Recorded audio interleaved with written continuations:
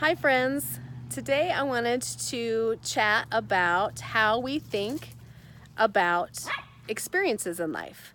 We've already talked about how we think about ourselves and how we think about others. So today I want to talk about how we think about experiences. And I know for me as a mother with teenagers, this is really a hard challenge. Motivating a teenager to want to have an experience that isn't dumb, stupid, or boring. And everything is dumb, stupid, and boring.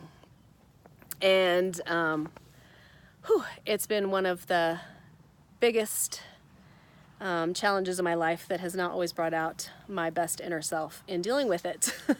And the easiest, best way to help our children is to help ourselves. And when we get ourselves right, we can help get our children going in the right direction. And so there's a lot of stuff that I have needed to clean up in my own life to be able to help my kids. And I have by no means perfected anything yet. That has been a goal of mine for a long time, to be perfect, and I have fallen short and realized it's not possible. And I've spent a lot of time beating myself up over the fact that I'm not perfect. So I'm announcing to the world today, I'm not perfect. And that's the way it's supposed to be, and we just keep trying. And I will tell you about an experience that my daughter just had. In the stories that we make up in our mind about how experiences are going to go, what we need to do is start writing better stories, because when we face the unknown, something is not familiar to us, we don't know what it is, our mind makes up a story. And then we buy into the story and we believe it. And our actions are a reflection of the story that we have written. For example, my daughter really was super excited when I had run into somebody at a little local nursery here that told me about a horse rescue ranch. And so I came home and I said, guess what? I found a way for you to be around horses. She was super excited. I pulled up the website and said, here's what's expected of us. Look it over.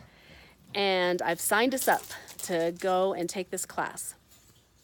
And she read it and immediately was filled with gloom and doom. It was not what she was expecting in her mind. So she made up an even worse story about the information that she had read. And was all of a sudden, every chance she got, found a way to tell me how I had ruined her life by signing her up for this class. And it was not what she wanted, and it was terrible of me to do such a thing to her. And she did not want to go. On the day, I wasn't sure, because I have lost the physical ability to actually physically pick up my children and put them in the car and take them places. I wasn't sure if I was going to be able to get her in the car to go. She was pretty upset. And luckily, she is motivated by duty, and I said that they were expecting us, and we were not going to let them down. So, got her out of the car, got her into the car, and I tried to do some calibration things with her, where, if your body is all slumped over and your head is hanging down, you're not going to feel good about this experience. You're just not. So, in order to get your mindset set, you have to override what's going on in your brain with your body. And so I was jokingly trying to get her to put her shoulders back, chin up, and smile on and feel good about this experience. And we get there, and we are in this class for about an hour, which I told her, I'm like, the class part is only an hour. I promise you will be touching horses. It's going to be fantastic. There's going to be a horse there that's going to fall in love with you and think you're the best person in the whole world. And she's just snarling at me. So we finally get out to be with the horses and find out. The biggest thing is that you don't ride horses on this farm, but we do everything else with these horses.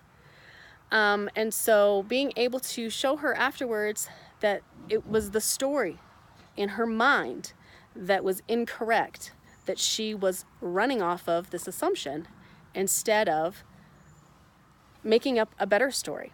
And oftentimes we're afraid to make up these better stories because we're like, well, then I'm going to be disappointed. Well, you're not going to be disappointed if you've written a good story for yourself. It doesn't matter if some of the things aren't going to be what you thought, but you can still have an amazing experience with everything else. You can write how you're going to affect these horses' lives, and you're going to feel so amazing, and these horses are going to be so grateful for you, and whatever else. You just need to make up a better story about how this is going to go. And so that you're not sitting at home missing out on things because you've written some terrible story. And if you're going to write a story, why not make it a good one? Have a good story to write in your mind. And so how are you approaching life? How are you having experiences? Because how you've labeled it, which is the story that you have written, is how you will approach it. And if you're bound and determined to have a terrible time, you are in fact going to have a terrible time. But if you can humble yourself, write a better story, or believe the person who's sitting next to you that has the better story written for you, you can have an amazing time, and things aren't as terrible as you thought they were, and you actually get something amazing out of the experience. So check in with your mind. What are you telling yourself about experiences in your life?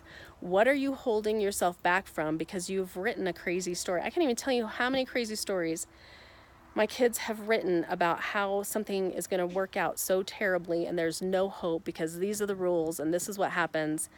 And it has not worked out that way at all because I didn't believe that story. And so check in with your stories that you're writing about experiences in your life and what is holding you back from doing some amazing things. And I hope that helps you, and have a great day. Bye-bye.